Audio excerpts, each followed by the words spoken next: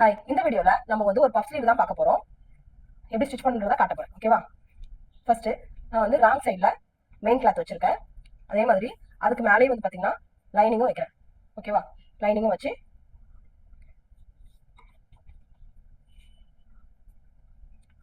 ஃபுல்லா ஒரு 1/2 இன்ச்சுக்கு நான் ஸ்டிச் கொடுக்க போறேன்.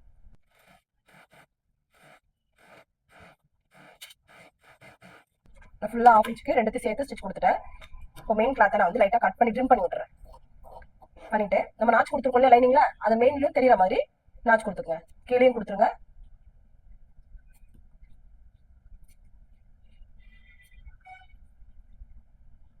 ஓகே, 3 இடத்துல நம்ம நாச்சு கொடுத்துருக்கோம். ஓகேவா? இப்போ நான் என்ன பண்ண போறேன் அப்படின்னா ப்ளீட் கொடுக்க போறேன்.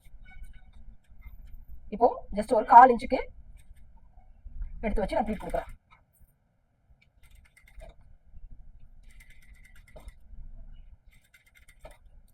அந்த நாச்சு லாஸ்ட் நாச்சுல இருந்து இந்த லாஸ்ட் நாச்சு வரைக்கும் நம்ம கொடுத்துட்டு வர போறோம்.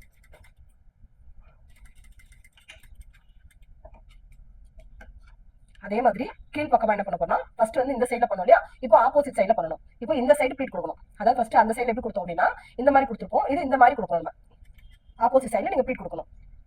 ஒரு 1/2 இன்ச்சுக்கு அந்த நாச்சுல இருந்து இந்த லாஸ்ட் நாச்சு வரைக்கும் கொண்டு வந்து கொடுக்கணும்.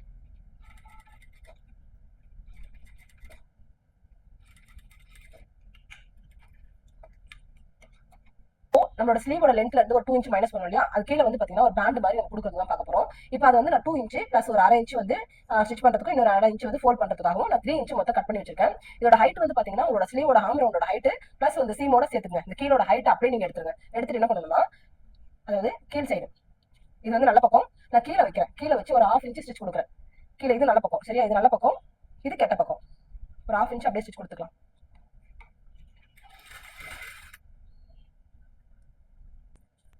அப்படியே ஒரு 1/2 இன்ச் வச்சு அப்படியே ஸ்டிச் கொடுத்துட்டே வரணும்.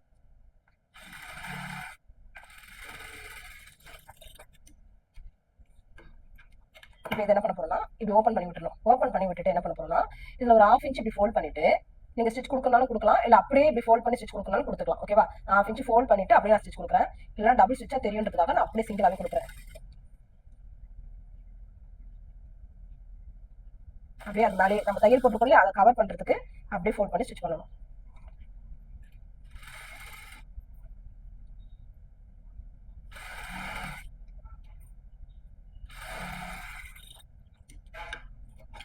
இப்போ பஃப் ஸ்லீவ் வந்து பாத்தீங்கன்னா முடிஞ்சிச்சு.